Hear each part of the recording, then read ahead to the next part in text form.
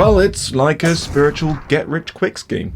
It's almost like a New Age spiritual Ponzi. Have you ever wondered if New Age spirituality is actually bringing you closer to inner freedom? Or is it just setting you up for a wild goose chase? Well, if you don't want to waste years on this path with next to nothing to show for it apart from a massive headache because our spiritual journey hasn't gone any deeper than the mind and our beliefs, then let's uncover the truths and misconceptions about the New Age spiritual movement and ask ourselves the question, are you truly free, or are you just floating on a superficial high? Let's find out. In today's world, countless seekers are drawn to the mesmerizing allure of New Age spirituality.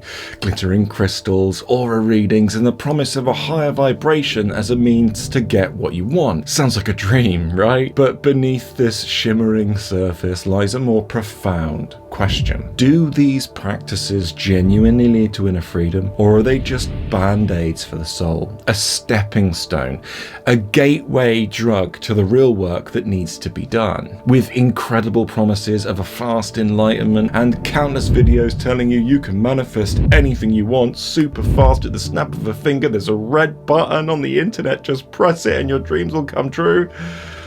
Well, as that happens, the deeper work, the real work, well, it gets lost under all of the noise, the shimmering lights and the allure of the New Age spiritual movement, and the false promises of quick wins. So where does that leave most of the earnest seekers who get whisked up and caught up in all the fanfare? Well, at first, the New Age stuff clearly offers us an elating experience, doesn't it? A surge of massive positivity, a feeling of being in total sync with the universe, and that bit's not a lie. But like any high, this euphoria has its plateau. What initially feels liberating can quickly solidify into rigid belief systems, not much different than traditional religion. If we're not cautious, we're at risk of merely replacing old religious doctrines with shiny, modern ones. But as we toil away, trying to manifest our dream lives into reality by thinking about the things we want, we get trapped in so many contradictory mental beliefs, and in the end, we become totally disenfranchised with the path, convinced at times that there is no God, or that I'm the only one that life forgot because I couldn't even manifest a pot to piss in. See, the real problem is that spirituality is taught as a manifestation device online, but in its truest form, it has absolutely nothing to do with that. Manifestation is the side effect, not the goal. But listen, I get the allure. Manifest your dream life by doing nothing. Fix your vibration and the world will be yours. Never leave your comfort zone and expect magnificent results. All of this is very, very dangerous. And in fact, it's just total BS. This will just breed weakness in the spiritual community, not strength. And we need strong spiritual warriors who are very down to earth and grounded if we're going to take this world somewhere new. Because if you think about it, that's what the rest of the world is looking in at the spiritual community and seeing. People sitting down, closing their eyes, thinking they can manifest. And of course, that's crazy. You have to actually put the work in this world. In the same way that the language of England is English, the language of physical existence is physical actions. We have to act. That's what matters.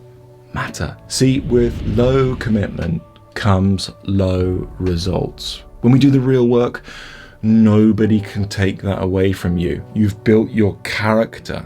No one can take that. Everything worthwhile in life, it takes time. It takes dedication. And the funny thing is that actually that's the quick path. The no shortcut path is the quick path. Who'd have thought it? Because in my work as a teacher, I speak to so many people who tell me they've been on the path for years. And I take one look at them. It doesn't take me long to see, oh, you've not gone very far, have you? And this makes me very, very sad. There just isn't enough authentic spiritual education online. See, it's not all bad though.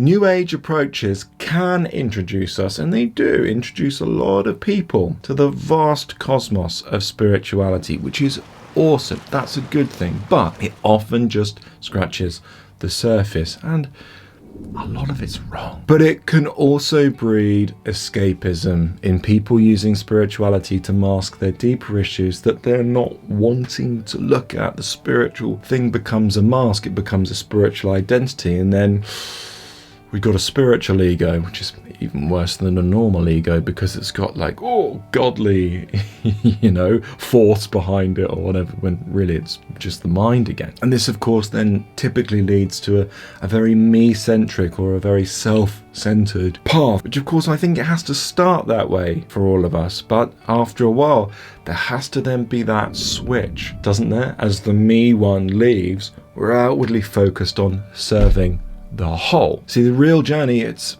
much deeper, isn't it? And it demands a lot deeper work than just service to self. See, let me level with you. Your inner freedom, it requires a lot more from you than just a nice YouTube video and a DIY botch it and wing it approach to our awakening journey. It requires daily sadhana to shift the energy in the system and the trajectory of our life. It asks of us to confront the seductive trap of the fleeting highs that come with the yummy, tasty spirituality. Do you know what I mean? See, true spiritual growth is not about adhering to a new set of beliefs, but I think you know that already. It's about transcending beliefs altogether, coming into direct experience, direct communion with truth, and that's what we're all going for, isn't it? And to do that, we have to decondition our ego, our separate sense of self, so that we can realize our true nature. And the only way to do that is to embody the teachings, to go beyond the mental understanding of the concepts and truly live it, to truly embody it. And we show you how to do exactly that in our Freedom Blueprint course. If you're interested, the link is down below. Now, I'm not rejecting anybody's path. Actually, the New Age spiritual movement, it does have a lot of positive qualities.